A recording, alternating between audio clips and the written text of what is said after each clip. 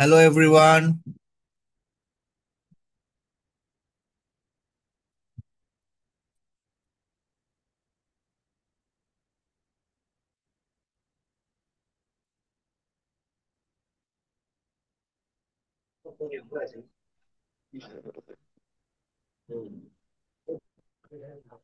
Walaikum Assalam Sidratul Muntaha.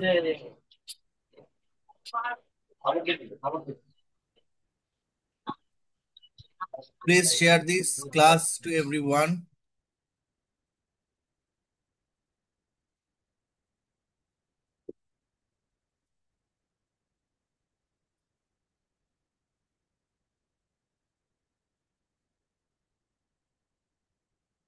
Please share this class to everyone.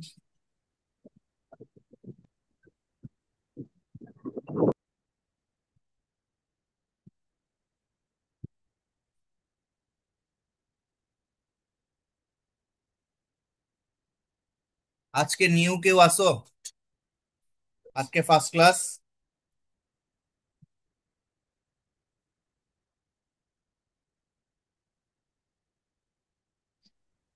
আজকে প্রথম class এরকম কেউ আছো?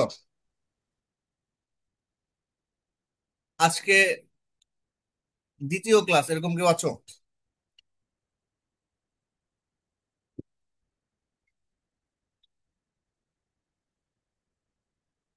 ওকে। আজকে তৃতীয় ক্লাস এরকম কেউ আছো? থার্ড ক্লাস এটা তোমার?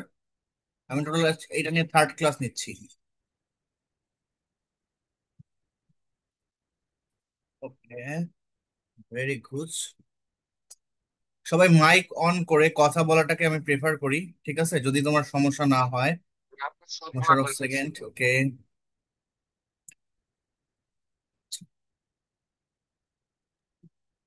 তোমাদের যারা ক্লাস করতেছো তাদের একটা নিউজ জানা রাখি, আমার একটা প্রাইভেট ব্যাচ আছে। I am not promoting my batch, but ওখানে আমাদের সব টপিকে ক্লাস হয়। যেহেতু আমার টাইম, আমি খুব কনজিউম টাইম আমার অনেক জায়গায় কনজিউম হয়ে যায়, দ্যাটস ওয়াই আমি এখানে টাইম ওইভাবে দিতে পারি না, বাট আমি প্রতি উইকে একটা ক্লাস নেওয়ার ট্রাই করি। এন্ড আজকে আমাদের সেই ক্লাসটা, লাস্ট ক্লাসে আমরা পড়েছিলাম কি ফাইড্রা।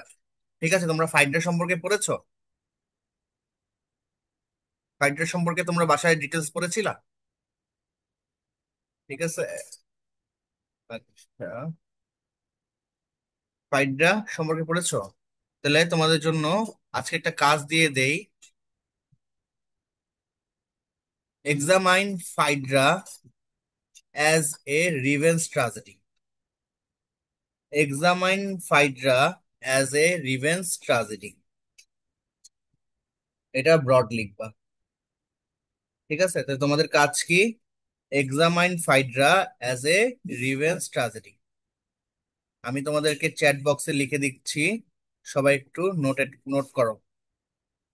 Examine Phaedra as a revenge tragedy.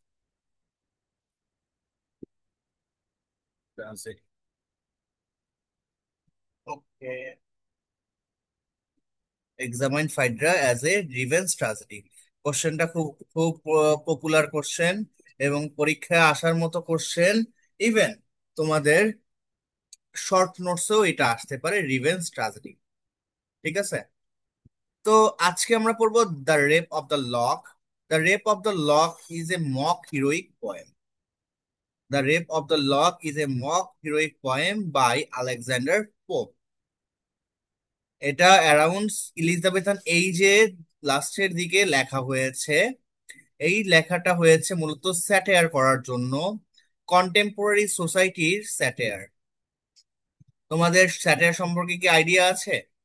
যদি আইডিয়া না না থাকে, আমি ইন শর্ট স্যাটায়ার সম্পর্কে বলছি। স্যাটায়ার হচ্ছে এক ধরনের ব্যঙ্গাত্মক রচনা।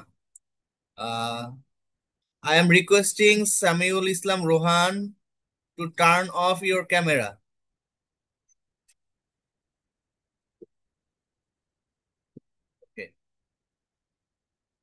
তো এই ধরনের ইয়াতে, এটা হলো একটা এপিক রাইটিং, তোমরা এপিক জানো।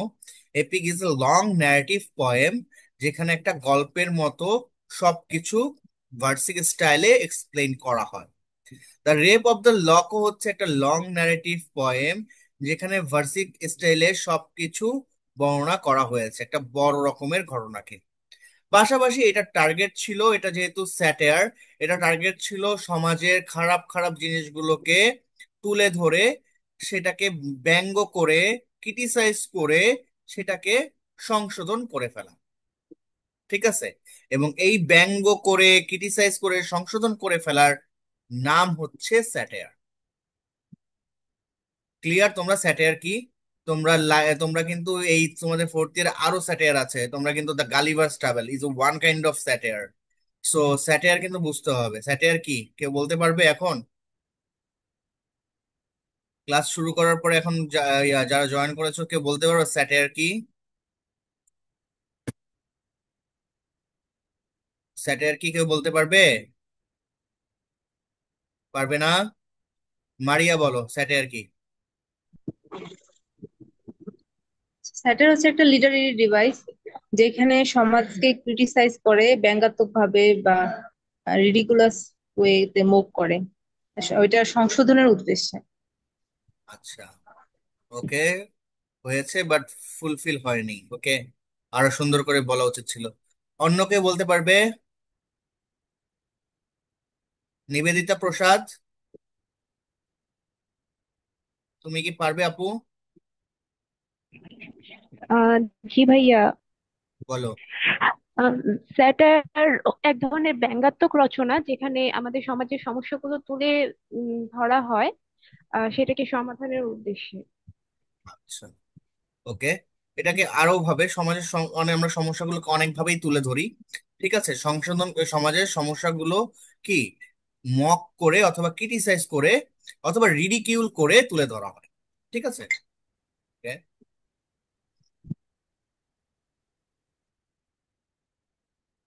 আচ্ছা, তারপর আসো, এপিক কি? এখানে এপিকও লাগবে কারণ এটা একটা এপিক।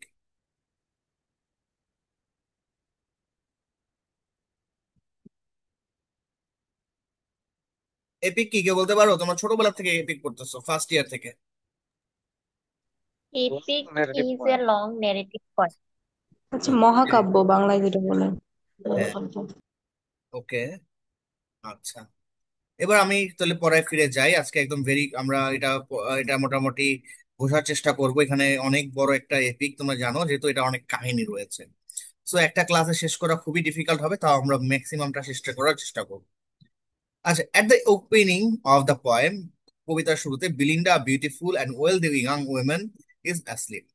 বিলিন্ডা নামে একজন ধনাঢ্য এবং সুন্দরী নারী ঘুমিয়ে আছে। অ্যারেল, অ্যারেল হচ্ছে হার গার্ডিয়ান সেলফ।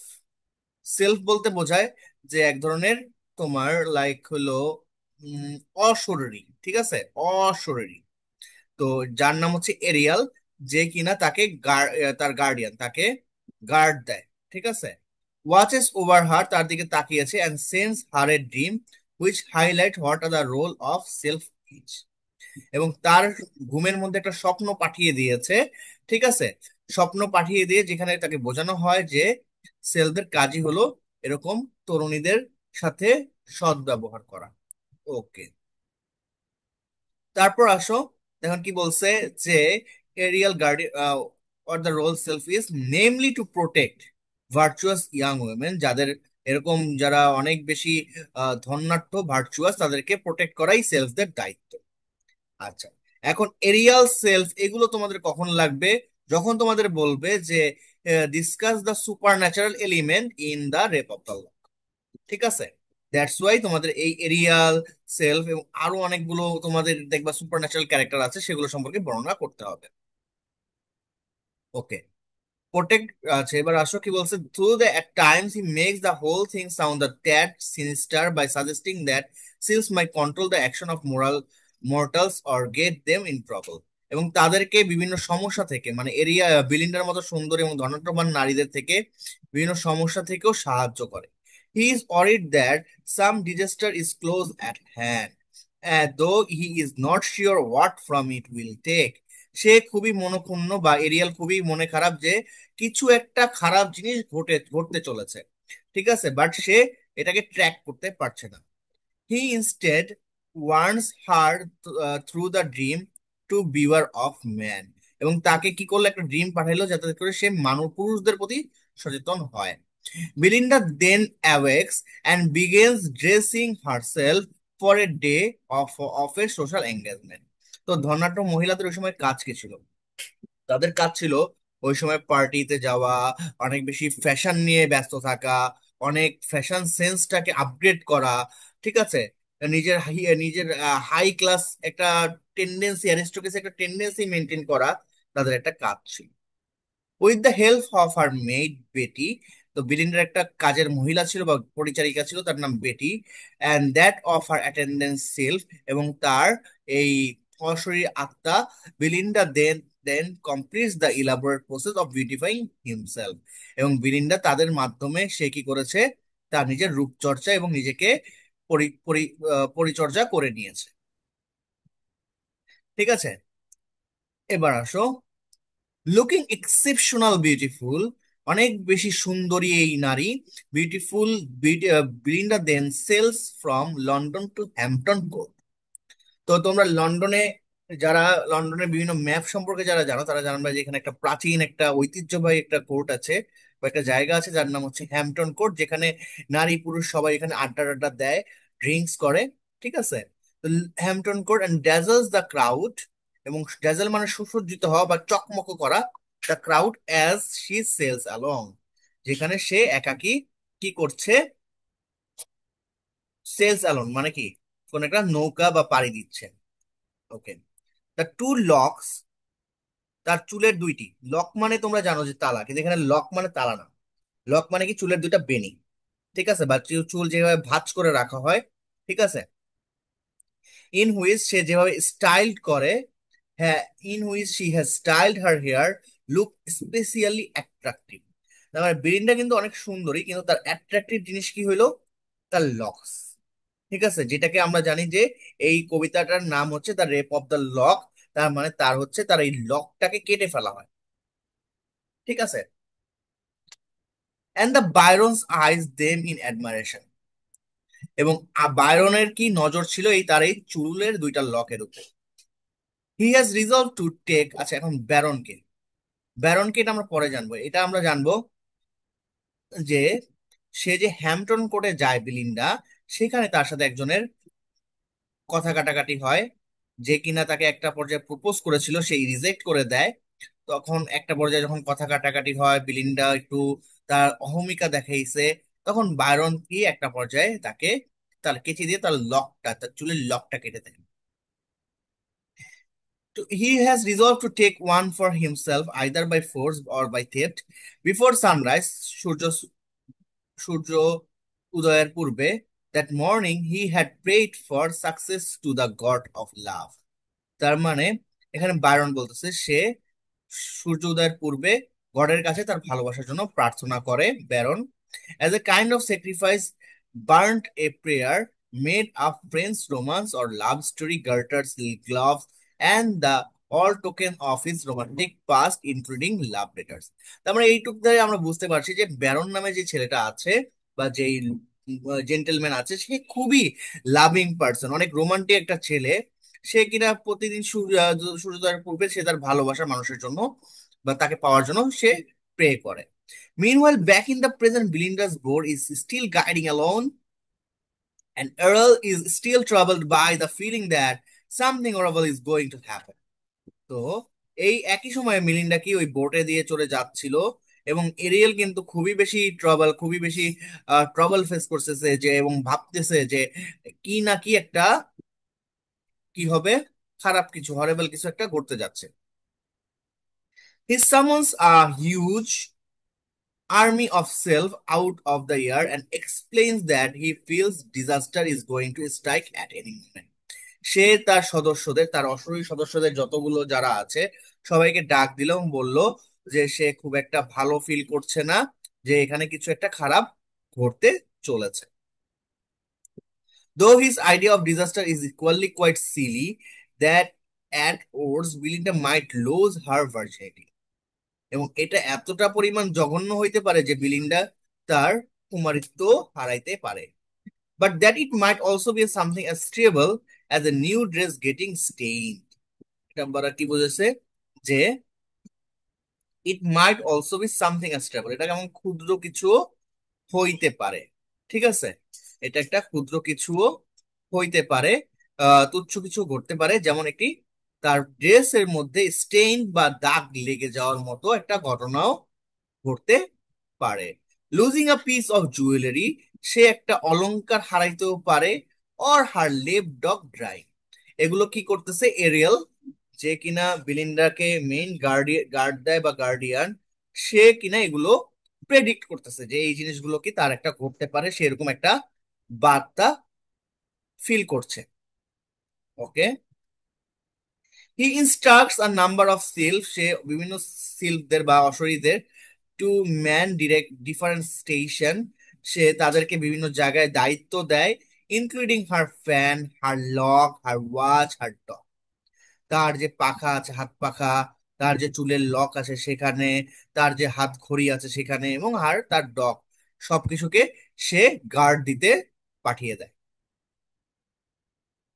তার মানে এখানে একটু ক্লিয়ার তোমাদের যে আমরা কি বুঝেছি, যে একটা ভেরি শুরুতে আমাদের এই সব কিছু দ্বারা প্রকাশ করার মাধ্যমে এটা বুঝাইছে যে বিলিন্ডা নামে যে নারীটা আছে সে খুবই অ্যারিস্টোক্রেটিক এবং সে খুবই পাওয়ারফুল। তোমরা বিলিন্ডার জায়গায় এখনকার কন্টেম্পোরারি সোসাইটিতে তোমরা যদি চিন্তা করো, number one, one of the richest lady কে যদি অনুমান করো, যা যে কিনা সবসময় অনেক ভালো ভালো বিউটি প্রোডাক্টস ইউজ করে, ভালো ভালো ফ্যাশনেবল প্রোডাক্টস ইউজ করে, যার পার্সোনাল পিএস আছে, অ্যাসিস্ট্যান্ট আছে, বিভিন্ন রকমের লোক আছে তাকে গার্ড দেওয়ার, সে তার অহংকারে পা মাটিতে পড়ে না, এরকম জায়গা তাকে রাইটার এই তার ক্যারেক্টারকে এইভাবে ফোকাস করেছে। কেন ফোকাস করেছে বলো তো? ব্রিন্দাকে এত অ্যারিস্টোক্রেসি কেন তাকে দেখিয়েছে রাইটার, কেউ বলতে পারবা? বলতে পারবা ব্রিন্দাকে এত অ্যারিস্টোক্রেসি দেখানোর কারণ কি? তোমরা এখন যথেষ্ট ম্যাচিউর, সবাই বড় হইছো, নিজেরা নিজেরা কিন্তু রাইটিং লেখার মধ্যে অ্যাবিলিটি আছে, কিন্তু এই কোশ্চেনটা একটু দেখি কে বলতে পারো। এইসব আমাদের এখন ডিপ নলেজটা গ্যাদার করতে হবে, কোন একটা জিনিস পড়ে বুঝে ফেলতে হবে এটার ভিতরে কি বলছে। কে বলতে পারবা? জাস্ট মাইক অন করে বলে ফেলো যে বিলিন্ডার সম্পর্কে রাইটার এত এত অ্যারিস্টোক্রেসি দেখাইছে, এই দেখানোর উদ্দেশ্যটা কি রাইটারের। এটা যদি না বুঝি আমরা কিন্তু কোশ্চেনের এক্সপ্লেনেশন ভালো করে লিখতে পারবো না। আমরা ব্রড যখন লিখবো ব্রডের আমার অ্যান্সার অ্যাপ্রোপ্রিয়েট হবে না। কে বলতে পারবা যে বিরিন্ডার এত এত লাইক পাওয়ারফুল, তার যে ক্যারেক্টার, তার যে এত ওয়েলদি নেস, অ্যারিস্টোক্রেটিনেস, এবং তাকে কিনা অনেকগুলো সিলফ তাকে প্রোটেক্ট করে, এটা তারা কি বুঝাইছে রাইটার? কে বলতে পারবা? আচ্ছা, শিলা বলো, পারবে তুমি?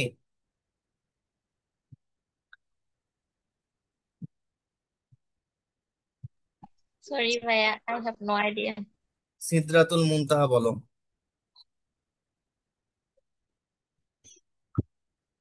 মুনতাহা, পারবা তুমি?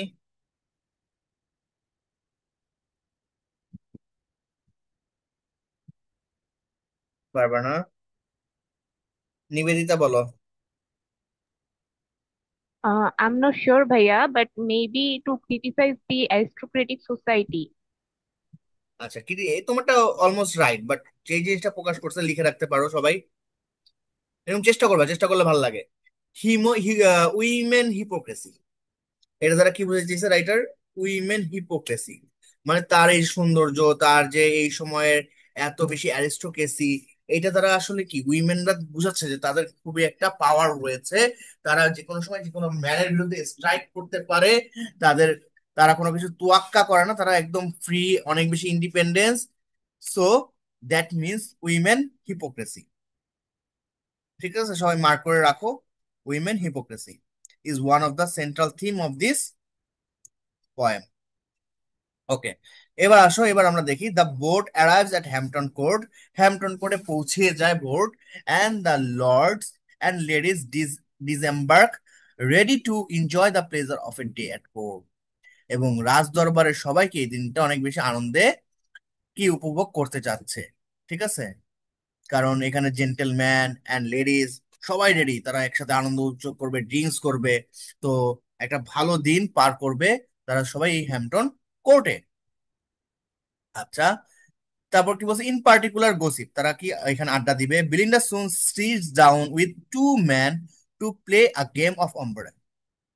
তো লিখো রাখো, রাইট এ শর্ট নোট, তোমাদের একটা homework, write a short note. পরীক্ষা চলে আসবে কিন্তু ভাইয়া, যেগুলো বলে দিব পরীক্ষায় দেখবা ধুমধুম চলে আসতেছে। Short note of game of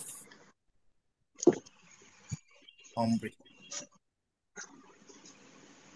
সবাই একটু লিখে নাও।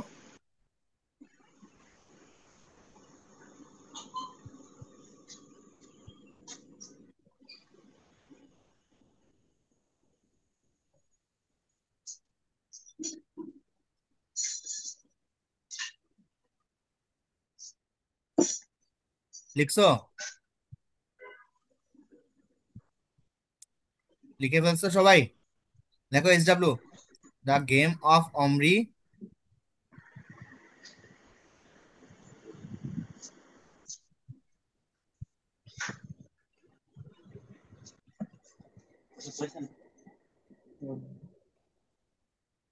আচ্ছা, লিখছো? এবার আমি তাহলে অমরি সম্পর্কে বর্ণনা করব। সবাই লিখে ফেলছো? কি বলছি বাসায় ভাই পড়তে? কোশ্চেন তো হচ্ছে একটু বেশি লিখে নেন। কি বুঝি নাই, বলো ভাইয়া, বলো। আচ্ছা, আমি তাহলে গেম অফ অমরি বর্ণনা করতেছি। আচ্ছা, ombre is a trick taking taking card game. তোমরা বিভিন্ন রকমের কার্ড গেম খেলা দেখছো, এটা এক one type of trick taking card game. ঠিক আছে, যেটা স্প্যানিশে এই খেলাটা খেলা হয়। That was popular among the European aristocracy during the 17 and 18 century. Okay, এবং বিলিন্ডা এই ইন আলেকজান্ডার পোপের দ্য গেম অফ অম্ব্রতে একটা সেন্ট্রাল এপিসোড একটা বিলিন্ডার নামে রয়েছে। এখানে অ্যারিস্টোক্রেসির তার দিকগুলো ধরে দেওয়া হয়েছে, এবং এই গেম অফ ওম্ব্রা খেলতে গিয়ে একটা ঝামেলা বাঁধে। ঠিক আছে, এই গেম অফ ওম্ব্রাতে এইটাতে তোমাদের সিম্বল সম্পর্কে তোমাদের জিজ্ঞাসা করতে পারে। What is the symbol between the behind the game of ombre? The card game is design in a grandiose. অথবা এখানে রাইটার কি করছে, একটা গ্যাঞ্জাম সৃষ্টি করার মাধ্যমে এটা দেখা যাচ্ছে যে এই গেমটা আসলে খারাপ দিকে নিয়ে গেছে। ঠিক আছে, এবং প্রত্যেকটা কার্ডকে ট্রুপস ধরা হয়েছে, ব্যাটেল ধরা হয়েছে। দেখো, আমরা যখন কার্ড খেলি, প্রত্যেকটা কার্ড মানুষ, প্রত্যেকটা পাওয়ারফুল। তোমরা কেউ কার্ড খেলছো জীবনে? কেউ কার্ড খেলছো? কার্ড খেলা বুঝো? বা এরকমের কেউ আছো যে কার্ড খেলো নাই বাট বুঝো?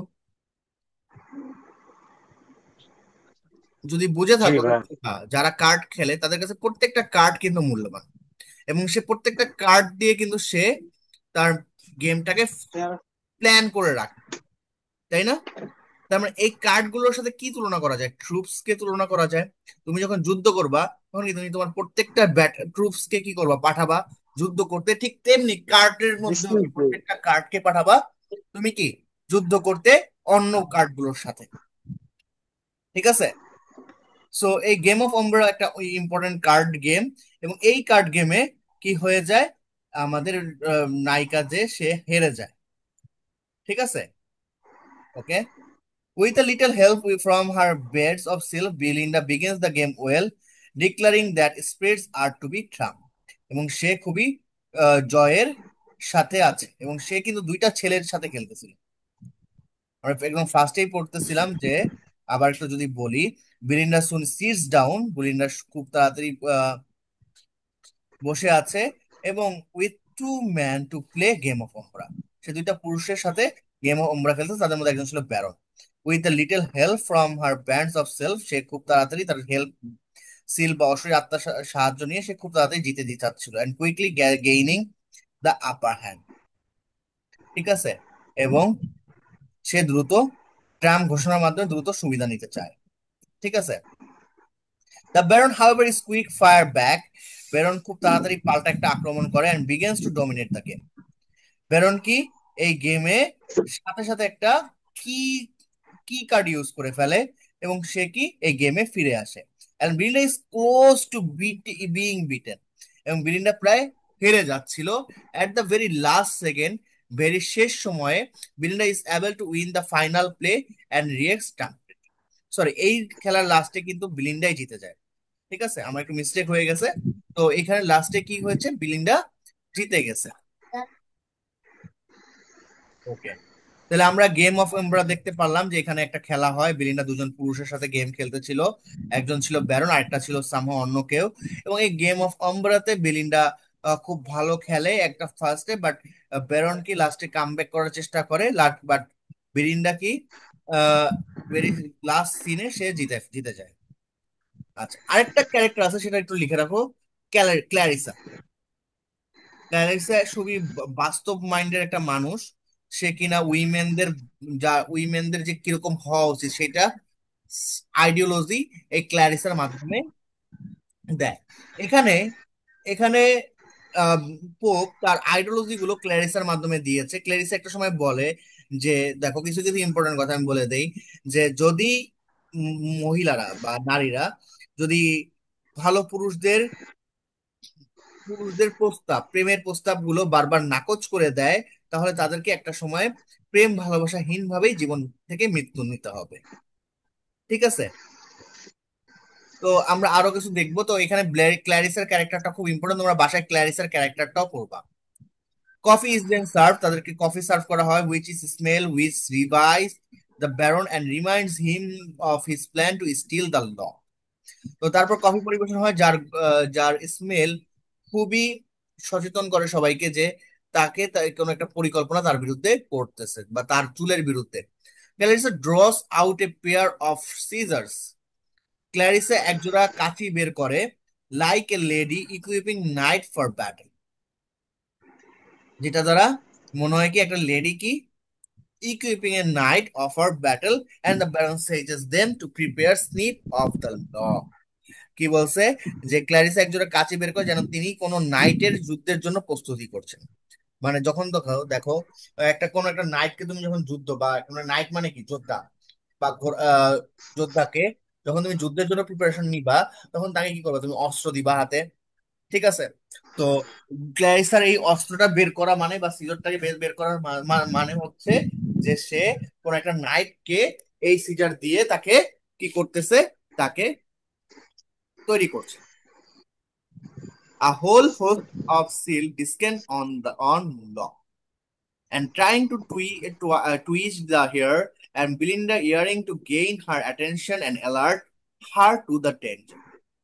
তারপর কি বলছে, যে দেখো একদল সিল্ক, মানে whole host of sylph descend on the lock, তখন তারা কি লকের চারপাশে ছোটাছুটি বা আরোহণ করতেছিল, trying to twist the hair, ঠিক আছে।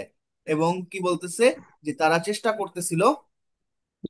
করতেছিল তার যে হেয়ার এবং তার কি যেন হেয়ার অ্যান্ড বিলিন্ডার ইয়ারিং, বিলিন্ডার কানের দুল এবং হেয়ার, ঠিক আছে, আহ, এগুলো যেন সতর্কভাবে থাকে, alert her to the danger, এবং তাকে কি এইভাবে ডেঞ্জার থেকেও সতর্ক করছিল যে এগুলো নাড়িয়ে নাড়িয়ে তাকে সংসদ ইয়ে করতেছিল, তোমার একটা বিপদ ঘটতে যাচ্ছে।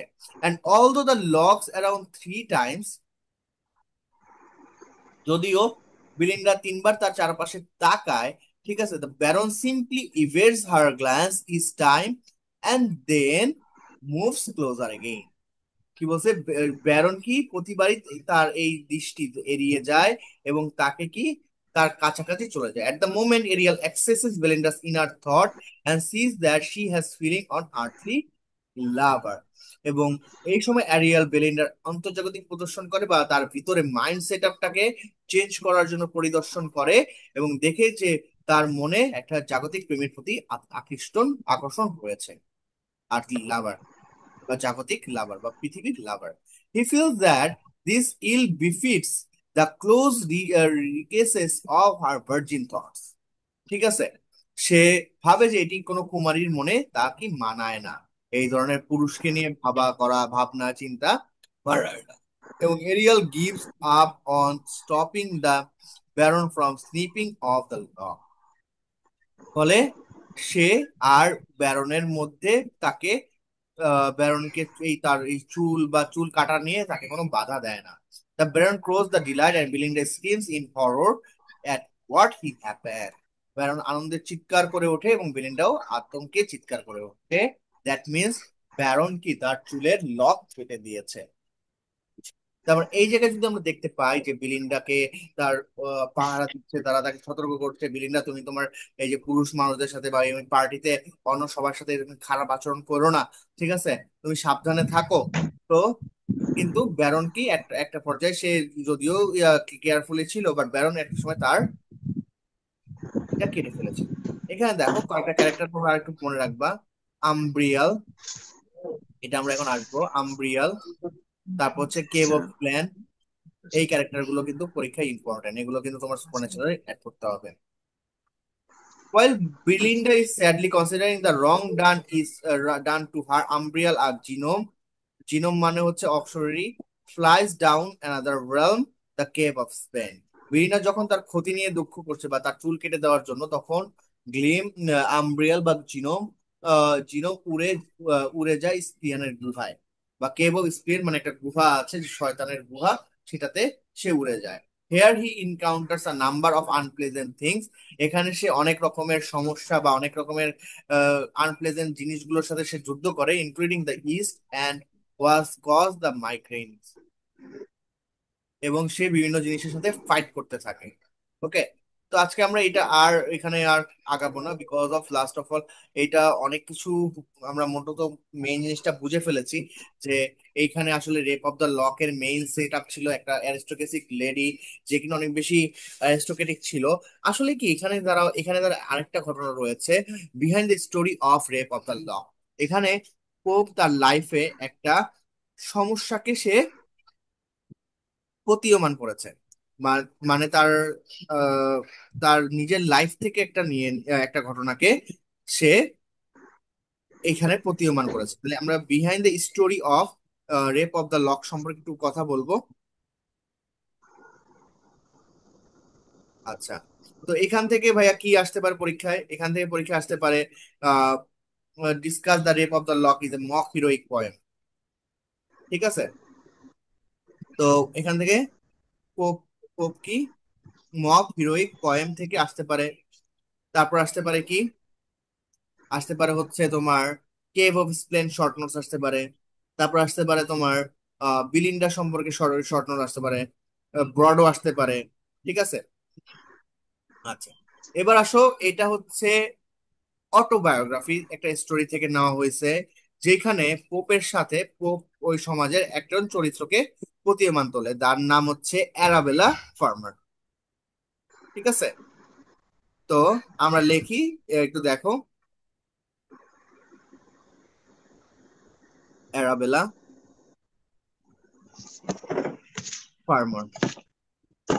ফার্মার, আমি স্টোরিটাও বলে দিব।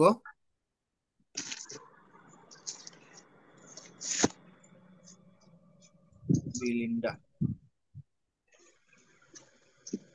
তারপর হচ্ছে লর্ড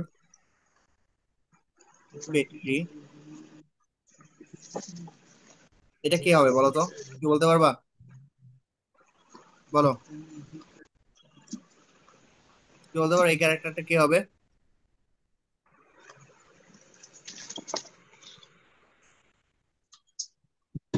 পারবো না?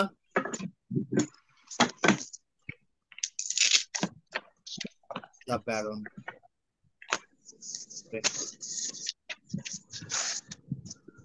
তাহলে এই কবিতার পিছনে একটা ছোট্ট সামাজিক ঘটনা ভিত্তিতে লেখা হয়, যা দুটি অভিজাত ক্যাথলিক ফ্যামিলির মধ্যে একটা কনফ্লিক্ট হয়। There was a conflict between two families. There were a conflict between There was a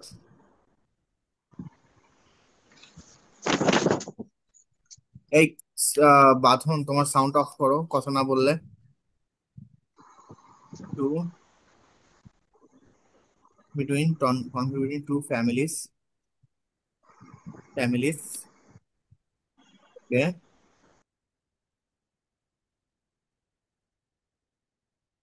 who belongs in aristocratic aristocratic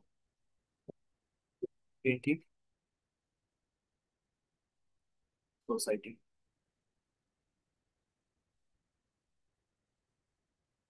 Okay.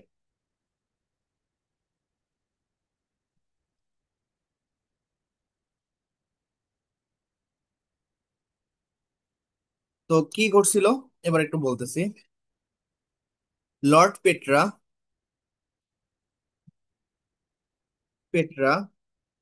a young nobleman, আমি ইয়াং না লিখে নোবেলম্যানই লিখলাম, আর nobleman, one day cut off a lock of Arabella farmer farmer without her permission, তার permission না নিয়ে চুল কেটে দেয়। The seemingly simple act cause a major quarrel between two families. তার মানে এই যে একটা সামান্য জিনিস নিয়ে, the seemingly small act caused a major quarrel, quarrel between two families families both prominent Catholic households, both are Catholic families, Catholics, in early 18th century England.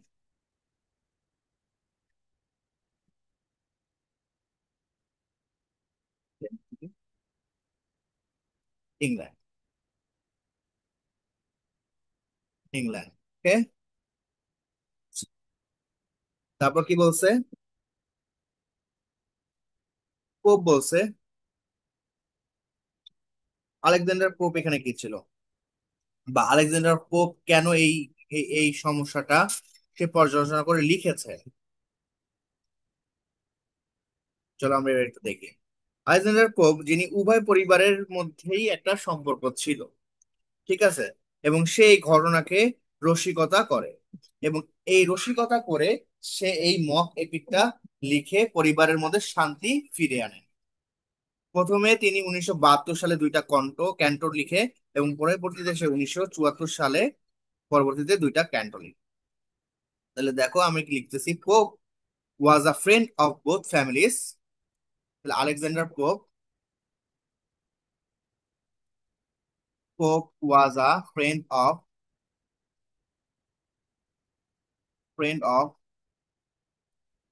Both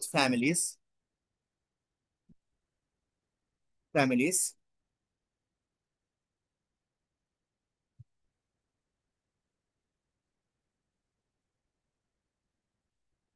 He wrote